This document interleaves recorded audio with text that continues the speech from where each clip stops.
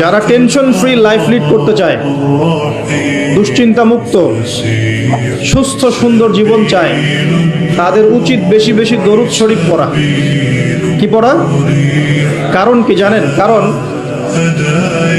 যখন আল্লাহর কোনো বান্দা মুহাম্মদ সাল্লাল্লাহু আলাইহি ওয়াসাল্লামের উম্মত, মুসলিম মুমিন ব্যক্তি, সে যখন নবী সাল্লাল্লাহু আলাইহি ওয়াসাল্লামের প্রতি দরুদ এবং সালাম পেশ করে, তখন এই দরুদ এবং সালামগুলো সংগ্রহ করার জন্য আল্লাহ রাব্বুল আলামিনের স্পেশাল কিছু ফেরেশতা আছেন। কি আছেন?